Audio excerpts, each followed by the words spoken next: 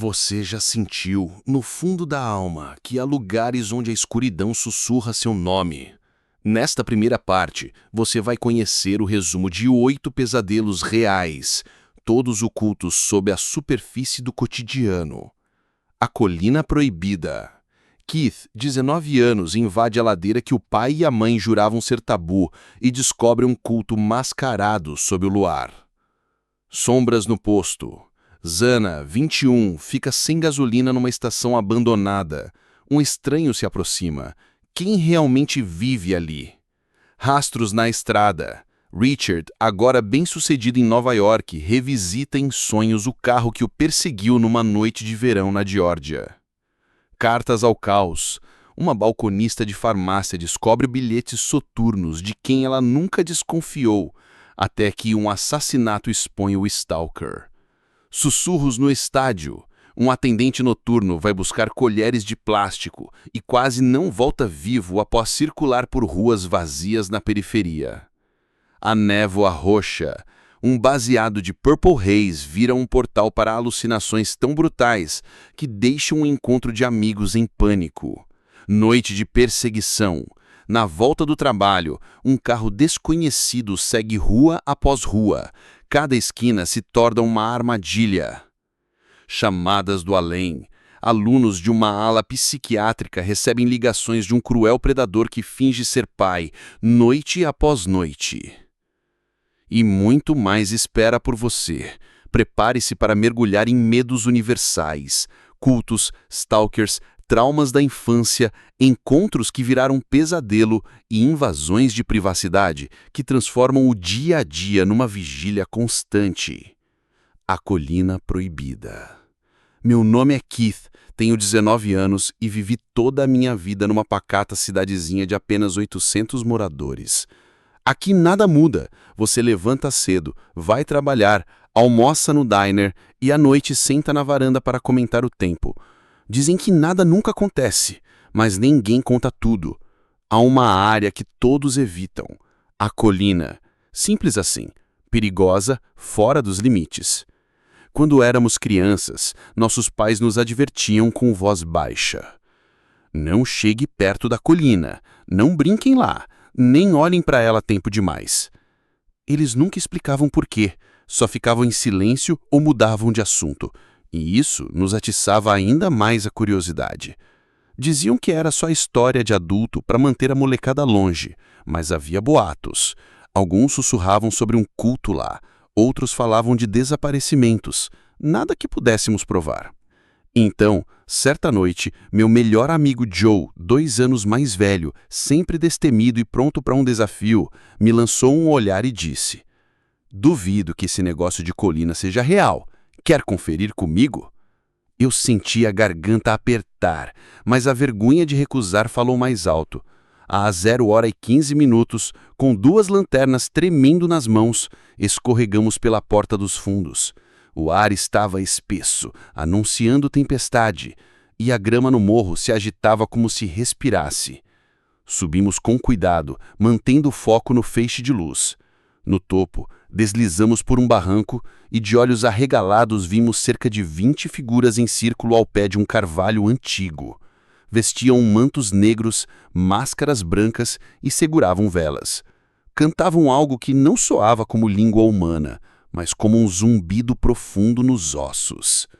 Minha vontade era sair correndo, mas Joe escorregou.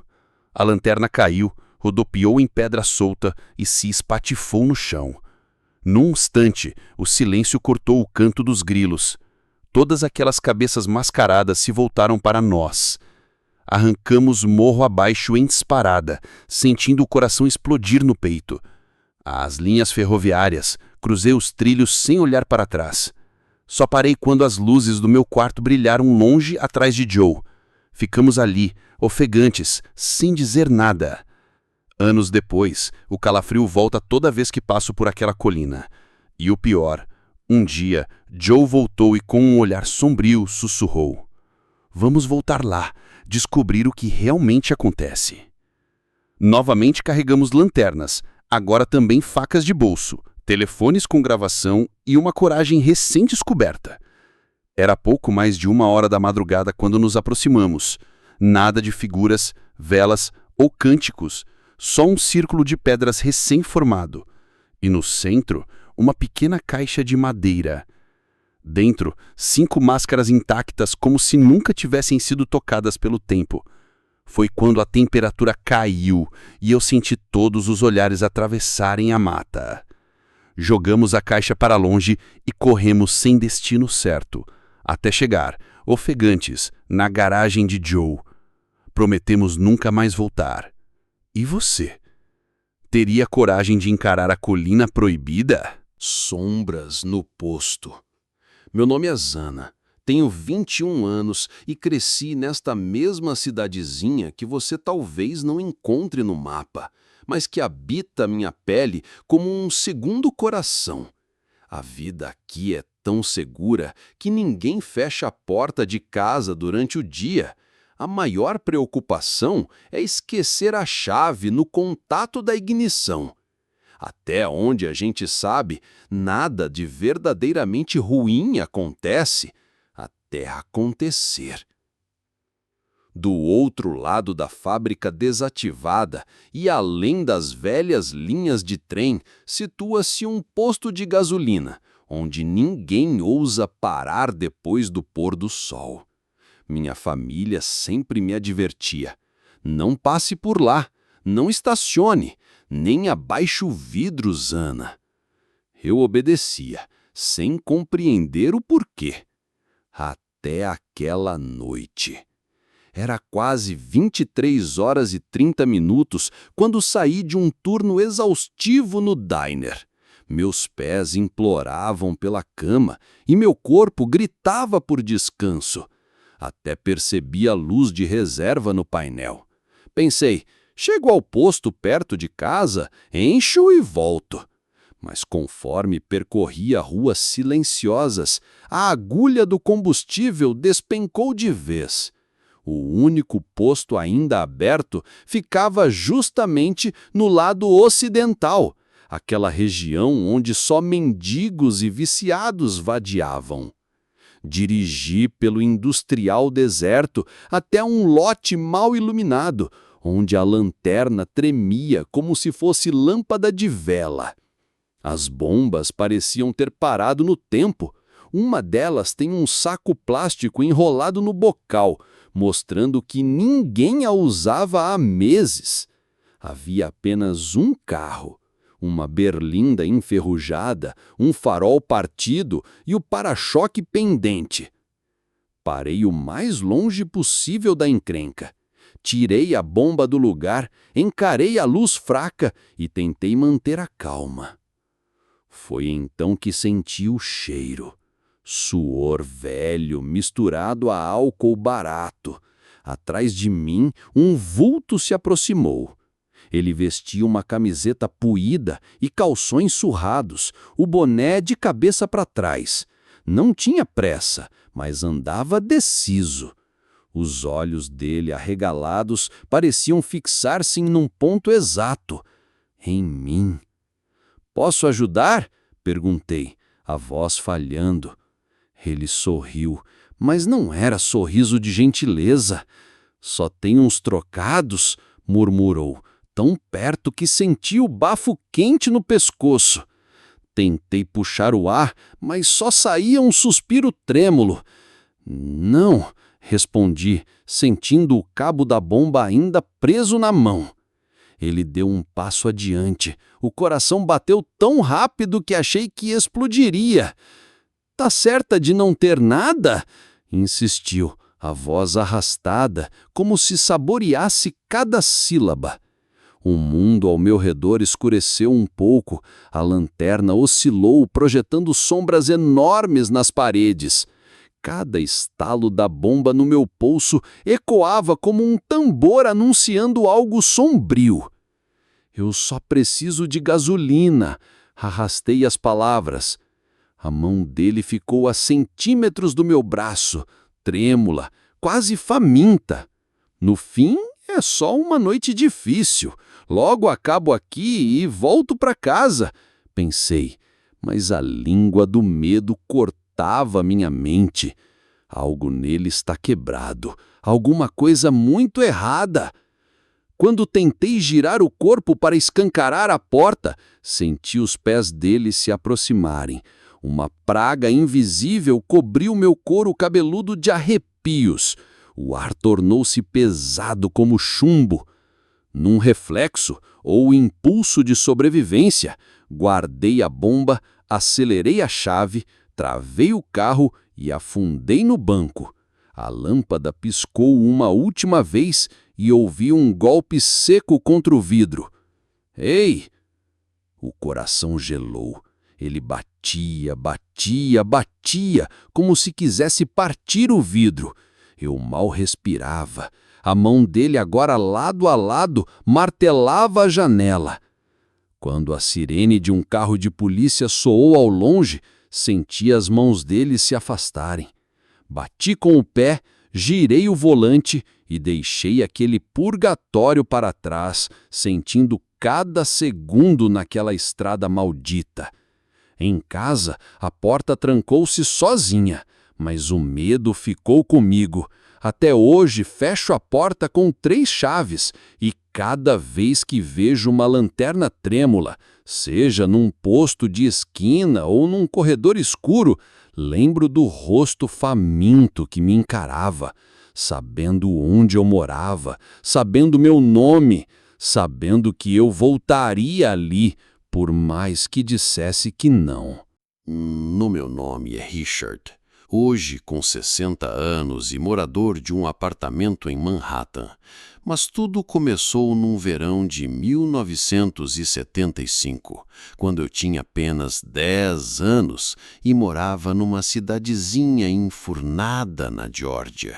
Ouvia-se mais o grilo do que o motor de qualquer carro, e meus dias se resumiam a desbravar atoleiros de terra com minha velha bicicleta.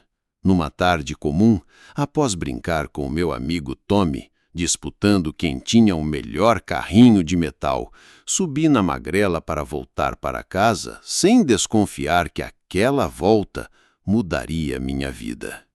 O sol, escaldante, pincelava sombras tortas pelas árvores e o cheiro das campinas secas parecia querer me avisar de algo. Quando estava no meio da estrada de cascalho, ouvi o ronco de um motor pesado atrás de mim. Olhei para trás e vi uma caminhonete antiga, cinzenta e enferrujada, aproximando-se em marcha lenta, pique-chape cicatrizes de pintura que denunciavam anos de poeira. Por que não passava? Pensei. Acelerava e ela acelerava também. Eu, garoto frágil, pedalava com todas as forças, o coração martelando tão alto que temia que o gás do carburador fizesse eco. Em cada olhar para trás, ela permanecia à mesma distância. Sempre lá, um vulto a mais na paisagem. Não era um mero acaso, era uma sentença. Meu instinto, aquele presságio bruto que se alojou no meu estômago, me empurrou para fora da estrada. Dobrei num atalho de mato, arrastando a bike entre raízes, tentando despistar a sombra de ferro. O silvo do motor parou no acostamento. Um milagre ou uma armadilha? Não tive tempo para pensar. Corri descalço por entre galhos e cipós, caindo, levantando, até encontrar um tronco tombado que me serviu de esconderijo. Ali, ofegante, vi as folhas tremerem e imaginei vultos me rodarem. Os últimos raios do sol se recusaram a me aquecer. Ouvi o motor ligar de novo. Cada batida do meu coração era um clareão de pavor. O silêncio arautou o perigo, passos na terra. Quando senti que seria alcançado, calei meus pés na terra fria, controlei a respiração e esperei. Horas, poderia ter sido horas, até escutar o ranger dos pneus indo embora. Com as pernas bambas, voltei à estrada. A caminhonete havia sumido, mas algo mais desaparecera comigo. Meu velho selim, minha bicicleta, achava que a encontraria caída, mas não havia nenhum vestígio, como se me tivessem arrancado até as pegadas. O vazio me calou.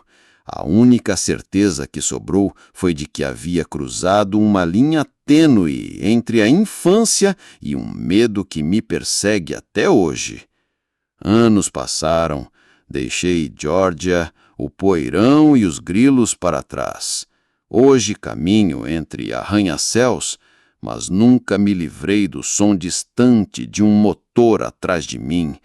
Às vezes penso que, se ouço um ronco familiar na rua de Nova York, meu corpo volta aos 10 anos e eu corro de novo até encontrar abrigo, até não sentir mais o sopro metálico da noite. Cartas ao caos. Trabalho na farmácia da esquina há quase 5 anos. Lá, cada rosto é familiar. Clientes entram e saem num fluxo que parece dançar conforme o abrir e fechar do vidro automático.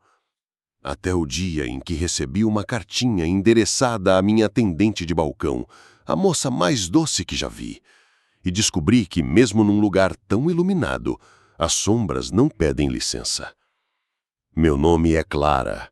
Tenho 28 anos e sempre admirei minha colega, a Emily. Eficiente, sorriso contido. Cabelos loiros que brilhavam sob neon. Até aquele 14 de março, quando Gary, o gerente, me chamou à sala de descanso. Sobre a mesa, alinhadas como uma coleção macabra, estavam 30 ou 40 envelopes, todos com meu nome manuscrito em tinta prata, como se refletissem um luar doente. Você conhece alguém chamado Lance Hill? Lance Hill? Repeti, o coração batendo nas têmporas. Lance era um cliente tímido. Vinha comprar remédios para a mãe, impassível no balcão, falava pouco. Nunca passou de um comprador discreto. Gary me entregou um envelope jardim, tinta amarela, letras arredondadas. Dentro havia 2 páginas escritas à mão e um recorte de revista. Uma loira de cabelos cacheados. A foto poderia ser de qualquer uma de nós. As palavras eram delicadas, mas ficavam cada vez mais íntimas. Poderia perfumar seu cabelo com minha respiração, sentir cada fio escorrer entre meus dedos. Li em voz baixa, sentindo a espinha formigar. A cada frase sublinhada, o mundo rodava e eu me via no espelho da loja, reflexo infantilizado, imagem de uma mulher prestes a desaparecer sobre o peso de palavras sussurradas. No fundo da sala, senti um calafrio. Os tubos de remédio brilham sob a luz branca, mas tudo pareceu escorrecer. Lembrei da vez que Lance, hesitante, passou a mão nos meus cabelos antes de sair. Um toque leve, quase reverente. Achei que era timidez. Era a promessa de algo doentio. Ele foi banido oficialmente hoje, suspirou Gary, afastando-se. O quê?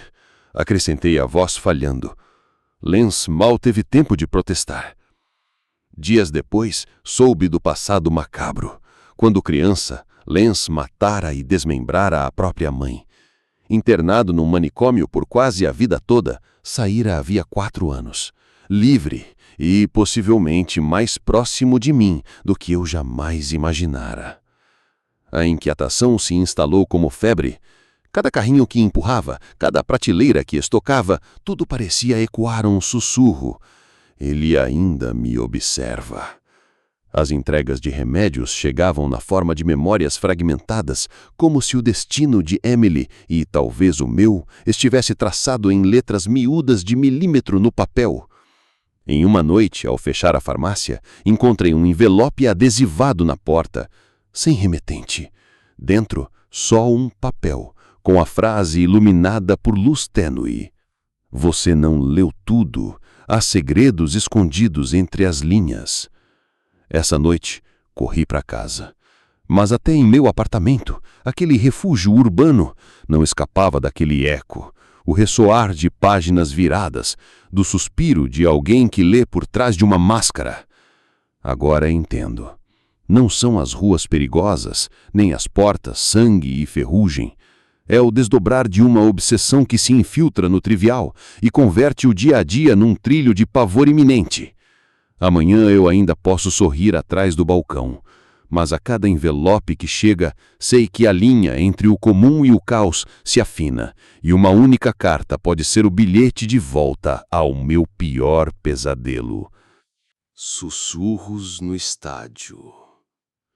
Ainda estou na faculdade e trabalho nos finais de semana para um parente vendendo concessões no estádio local.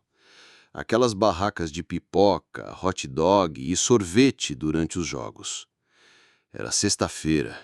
Saí direto da aula para o turno de 4 horas. Quando terminei, minha tia-chefe avisou. Precisamos de mais colheres para amanhã. Vai buscar no mercado, por favor.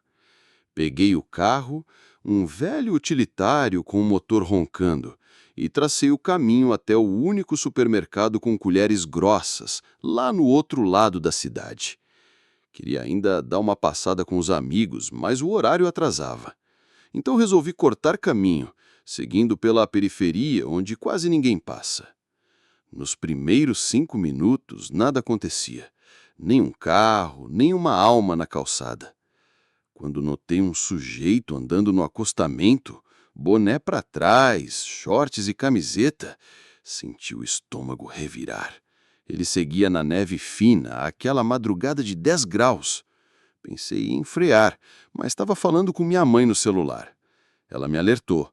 Não pare, essa rua é perigosa. Segui firme. 2 quilômetros adiante, um carro surgiu do nada e arrancou atrás de mim. Virei à esquerda, ele virou. Virei à direita, ele virou. O coração martelava. Pensei num posto policial, mas a sede mais próxima ficava longe. Continuei, tentando manter a calma. Cheguei ao supermercado e fiz de conta que abastecia meu tanque vazio. Na verdade, só queria despistar quem me perseguia. Do lado de fora, a berlinda laranja estacionou a poucos metros do meu utilitário. O silêncio era um grito. Senti o ar faltar. Corri para dentro, tremendo. Fui até o caixa e contei tudo a uma caixa. Tem alguém lá fora me observando. Ela me olhou meio cética, mas logo o velho van branco ligou o motor. Um suspiro de alívio, mas só por um instante. Logo atrás dele, apareceu de novo o carro que vinha me seguindo. Fiquei preso numa prisão de faróis. Esperei até ver ambos desaparecerem na noite. Quando saí, corri para a casa de um amigo 3 cidades adiante e estacionei no abrigo da garagem. Meu companheiro notou um risco grosso no meu pneu. O que aconteceu? Não sei, alguém raspou meu carro. Na caçamba do utilitário, encontrei um cano de metal de 19 centímetros embrulhado em fita adesiva. Não era meu, não havia explicação. Fiquei pensando, e se tivessem me parado na rua escura? Às vezes rimos do absurdo da vida, mas aquele pedaço de metal lembrava que o perigo não avisa. Hoje reservo colheres e estradas secundárias para quem realmente confio. E se você me perguntar, direi com convicção: nunca subestime o que pode espreitar no fim de uma longa curva à meia-noite. Parte 6. A névoa roxa. Tinha 23 anos quando o meu amigo Léo, 22, parceiro de baladas há tempos, me convidou para experimentar algo novo. Nunca houve sinal de alerta em nossa amizade. Eu o conhecia desde a adolescência e confiava cegamente.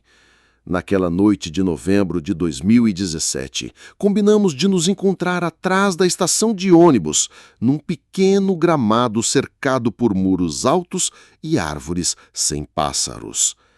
Léo tirou do bolso um bazedão grosso enrolado com Purple Haze. Dizia que era top de linha. Fumamos em silêncio, deixando a fumaça rochear o ar frio. Era só um gole de calma, mas então senti meu peito apertar, como se o mundo inteiro comprimisse o meu coração. Em poucos minutos, os sussurros começaram. Um vento suave nas folhas que soava como gritos abafados. As cores explodiram. O cinza do muro virou um mar púrpura pulsante. O concreto ondulava feito água. Tentei me levantar, mas minhas pernas não obedeciam. O chão parecia sugar-me. Léo riu, mas o riso dele se transformou num grito infantil, distorcido, e eu vi olhos vermelhos brilhando entre os troncos. Um deles, um vulto alto e delgado, deslizou entre as árvores, estendendo braços longos e retorcidos. Meu amigo gritou meu nome, mas suas palavras ecoaram em câmera lenta, pesadas como correntes. Pânico se instalou.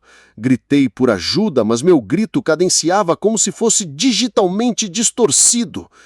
Léo caiu de joelhos, cobrindo os ouvidos, e eu só conseguia pensar: não vai passar! Não vai acabar! De algum modo, rastejamos de volta ao carro.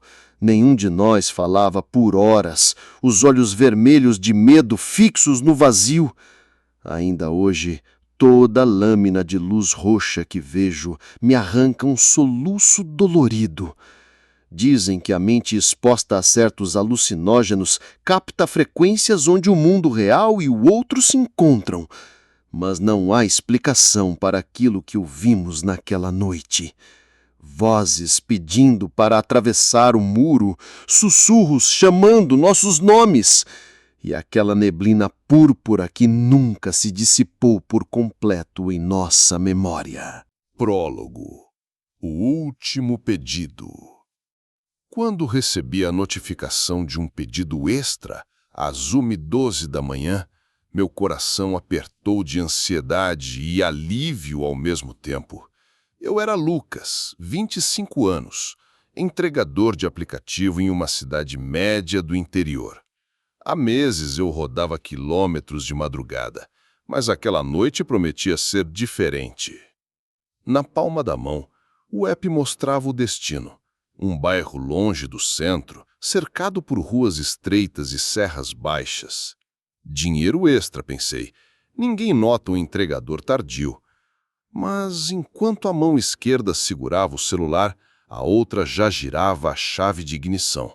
Pressentia, sem saber por quê, que aquilo não seria apenas mais uma corrida. A partida. Ruas desertas. Saí do meu ponto de espera na avenida principal, onde só ficávamos eu e a luz mortiça do semáforo. A madrugada trazia um frio úmido e um silêncio que fazia ranger as árvores. A sensação era de que a cidade dormia o sono de pedra, mas nos faróis do meu carro, cada canto escuro parecia pulsar, como se contivesse segredos antigos. Pelo retrovisor, notei o que me congelou o sangue. Um carro antigo, com farol amarelado, raspando o asfalto a 20 metros de mim. Não era um modelo comum nas ruas, não havia ninguém mais no cruzamento. Primeiro pensei em acaso, mas bastaram 2 curvas para vê-lo replicar cada movimento, cada freada, cada aceleração, cada mudança de faixa. O primeiro arrepio. A respiração se tornou curta. Meu pé direito vacilou no acelerador. Queria me livrar daquele espelho móvel, mas a estrada surgia estreita, com muros que aproximavam o arame farpado ao vidro. Ao longe, a única placa dizia Residencial Serra Azul. Nenhum policial passava ali. Pensei em ligar para 190, mas o sinal de celular sumira como num passe de mágica. O mostrador de barras ainda tiscava, mas o botão chamar girava eternamente, como se estivesse fora de área. Aí veio o segundo arrepio. Pude jurar que as lanternas traseiras do carro misterioso, sem sequer piscar, me seguiam mesmo quando eu mudava de faixa. Curvas e labirintos. Desviei pela avenida paralela, aquele trajeto que poucos conhecem. Foi em vão. O carro retornou, silencioso, e me encontrou no meio da avenida vazia. A essa altura, o motor dele falhou em ronco baixo, soando mais como um sussurro predatório. Dentro de mim, recordei as histórias de infância. Nunca entre nas ruas dos fundos depois da meia-noite. Agora eu estava ali, e cada esquina se tornava uma armadilha. Virei à esquerda e, ao fundo, a mesma lataria rugosa vinha. Entrei numa rotatória pequena e tornei à direita. Ele voltou à mesma curva. Em pânico, forcei a seta à esquerda. O carro encostou, então reduziu, como quem ronda uma presa. O banco gelado. A mão trêmula procurou o botão do desembaçador, mas o vidro embaçava num segundo. Meu coração batia na garganta, testa suada, pulsação nos ouvidos. Metade de mim dizia, pode ser apenas coincidência, um maluco de madrugada. A outra metade, a mais antiga e primitiva, gritava, foge, seu idiota! Quando o cabo do retrovisor quase raspou o meu, senti um calor intenso, uma ameaça tão próxima que podia tocá-la. Acelerei até sentir o pneu derrapar, o motor berrar. Foi então que cheguei à estrada de chão batido, aquela que leva aos bairros novos. Pensei, se eu me perder, talvez me livre dele. Entre poeira e buracos, tremi, mas avancei. O refúgio ilusório. Surgiu então ante meus olhos o prédio da delegacia, com um lampião tremendo na fachada. Eu sabia que se fosse lá poderia pedir ajuda a um policial, mas ao me aproximar, o carro cortou a frente e passou reto, sumindo no breu da madrugada. Meu alívio virou gelo.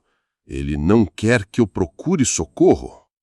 Conduzi o carro em uma manobra brusca, contornei o quarteirão e segui pela Avenida dos Ipês, decorada por casas modernas. Ali poderia gritar, bater na porta de alguém, arrancar ajuda, mas o terror me manteve calado e imóvel.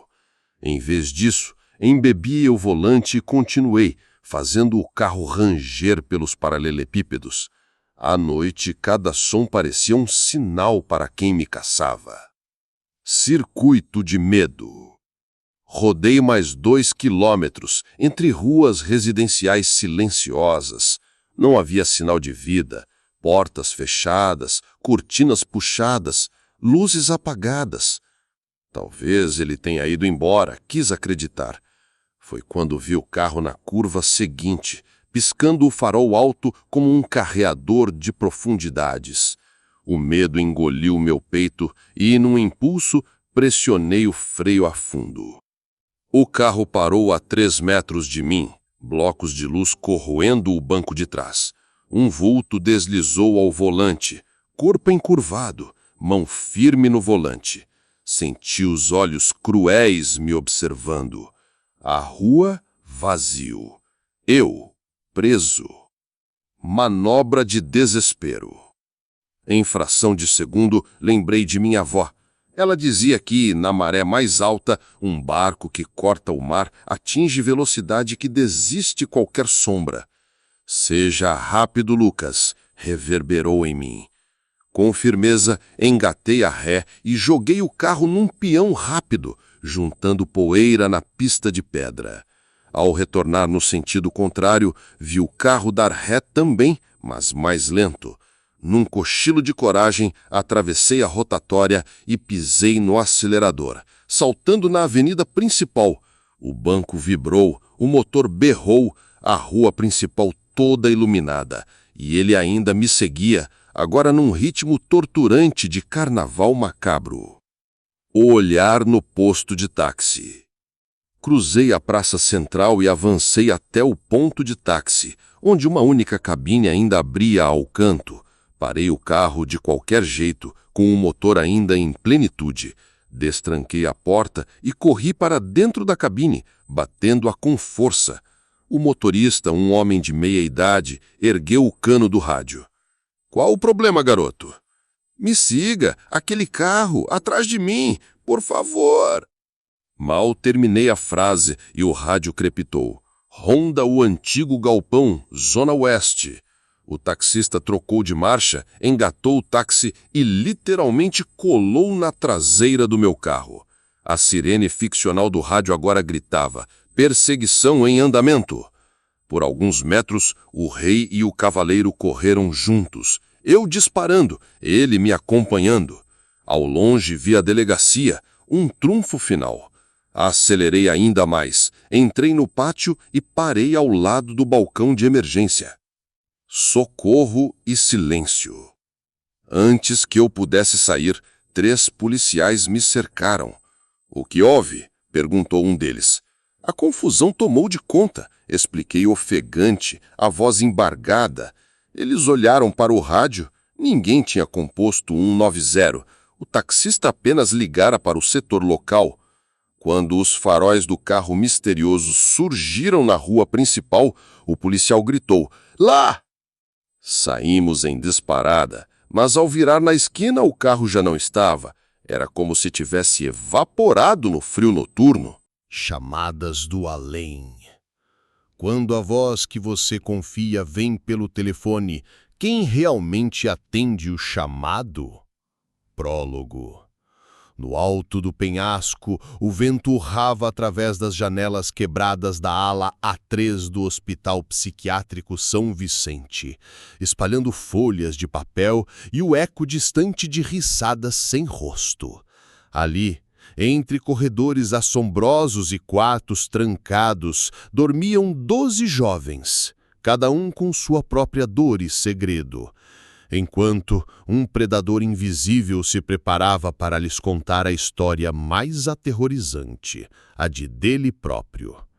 Toda noite, às 23h17 em ponto, o telefone antigo a disco rodava sozinho, e uma voz grave e rouca soava no fone. Oi, filhinho, é seu pai? Quer dormir comigo hoje? E cada um dos 12 entenderia, tarde demais, que aquele pai jamais existira realmente. Parte 1. O primeiro chamado. 1.1. A chegada. Bruna sempre foi a última a chegar. No primeiro dia da oficialização de sua internação, empurrou a pequena mala, os olhos atentos a cada mapa de rota colado nas paredes. A A3 não era recomendada nem para quem sofria de insônia. Lufadas de ar gelado vinham de longe e os corredores tinham fama de rogar maldições. Logo na porta, Bruna sentiu o coração vacilar. Sob a luz fluorescente trêmula, um painel dizia: Ala A3, SP, pacientes em recuperação de traumas graves. Seu quarto compartilhado era simples: 2 camas, um armário e um telefone a disco pintado de branco, com o cabo amarrotado. Bruna estremeceu, mas respirou fundo. Estava em busca de ajuda, não de fantasmas. 1.2. A voz inocente. Na primeira noite, às 22h45, nada aconteceu. Bruna dormiu, exausta. Mas às 23h17, o golpe de punho no gancho despertou-a num sobressalto. O telefone girava sozinho. Ela se sentou, as mãos ainda dormindo de frio. Pegou o fone. Pronto. Sua voz vacilou. Do outro lado, um silêncio espesso. Sem gaguejar, uma voz masculina, suave como algodão queimado, murmurou: Oi, filhinho, não durma. Seu pai está velando por você. Bruna soltou o fone, o estalo aterrorizando o corredor vazio. Em segundos, todas as portas bateram, como se uma ventania interior tivesse passado. 1.3. A efígie do medo. Na manhã seguinte, Bruna encontrou sobre sua cama um ursinho de pelúcia embrulhado em fita crepe preta. Ele usava um boné surrado, como se tivesse vindo de outro mundo. Ao lado, um bilhete. Foi bom te ver ontem, meu pequeno. Papai. Ela chamou a enfermeira, mas o objeto sumiu antes que as portas fechassem. Quando voltou, testemunhou a sombra de um homem alto desaparecer pelo corredor. Parte 2. A escalada da tensão. 2.1. O boato na sala de recriação. Os pacientes cochichavam durante a tarde. Todos já ouviram-se fala sobre ligações noturnas. É só ele se irritando. Inventaram história para ganhar atenção, mas ninguém conseguia dormir. Felipe, um garoto de 17 anos, esquivo e retraído, confessou a Bruna. Na primeira noite, pensei que fosse minha mãe ligando por engano, mas ela mora no Acre.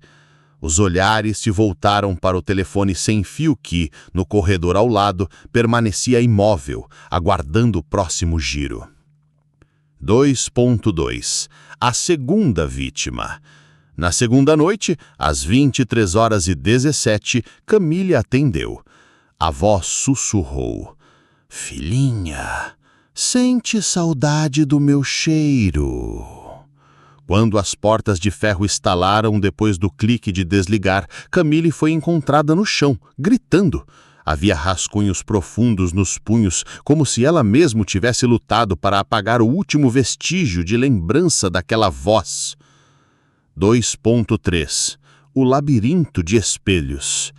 À medida que mais bilhetes e presentes macabros apareciam, chupetas rachadas, fraldas velhas e fotos rasgadas de pais imaginários, os jovens se trancaram nos quartos e submeteram-se a turnos para vigiar o telefone. Mas o predador tinha acesso a tudo, até o lugar onde escreviam logs num quadro branco. Ele anotava as cores das canetas usadas, corrigia o rabisco dos nomes, depois os devolvia ao quadro com grifos em vermelho. E em cada esquina, espelhos embaçados refletiam sombras humanas que desapareciam quando encaradas. Parte 3. Técnica de tortura psicológica. 3.1. A invasão do espaço. O predador, insaciável, começou a falar ao vivo nos corredores por alto-falantes improvisados. Seu pai sente falta de você. Ele sabe que você está com medo. Cada voz era modulada para soar tanto masculina quanto infantil, misturando timbres que retorciam o estômago de quem ouvia. O sistema de som, supostamente desligado há anos, ligava-se sozinho às 23h17, reproduzindo uma melodia distorcida de ninar, e então a voz. Não vou deixar você dormir. 3.2. Fragmentos de memória. O predador enviava bilhetes pelas frestas das portas, fragmentos de conversas reais que os jovens tiveram com seus pais, registradas nos monitores de terapia de grupo. Ele conhecia cada trauma, cada medo, o medo de abandono, o complexo de culpa, a saudade do lar, e a cada nova mensagem borrava as fronteiras entre lembrança e mentira. Lembra daquele dia em que seu pai gritou com você? Você é tão desobediente. O estresse pós-traumático de cada um foi erodido, ao ponto de duvidarem de si mesmos. Parte 4. União na adversidade. 4.1. O Conselho Secreto. Na terceira manhã, Bruna, Felipe, Camille e mais 4, todos que haviam atendido, decidiram se reunir em segredo no banheiro das funcionárias. Traçaram um plano. Desligariam o fio do telefone, forçariam o aparelho a perder energia. Mas quando chegaram ao cômodo, o telefone estava arrancado da mesa e as teclas jaziam pisoteadas no chão. No meio do mosaico de plástico, uma única tecla 5 permanecia intacta. Felipe sussurrou. Ele quer que a gente aperte o 5. 4.2. A armadilha do QI. Nas próximas noites, o predador mudou de tática. Em vez de brincar de pai, passou a propor enigmas num jogo mental. Quando alguém atendia, se acertar o próximo enigma vai me ver. Se errar, vai dormir para sempre. câmaras metálicas instaladas em locais proibidos transmitiam sombras que se contorciam nos corredores, projetando-se como riscos de giz em paredes úmidas. As charadas se tornavam insanas. Sou irmão do seu medo e irmão do seu sono. Não me vê nascer, mas sente quando me iluminam. O que sou? Em cada erro ouvia-se um grito abafado no breu da noite. Parte 5. O confronto final. 5.1. A revelação no subsolo. Decididos a terminar com o pesadelo, o grupo rastreou o cabo do motorista até o subsolo histórico do hospital, onde arcos de pedra sustentavam o prédio. Ali, num vestígio de salas corporativas abandonadas, encontraram um escritório com máquinas de fax, monitores de vídeo e um telefone master de múltiplas linhas. Nas paredes, fotos antigas, diretoras do hospital, coordenadores e o próprio predador, em todas elas, criança, adulto, idoso.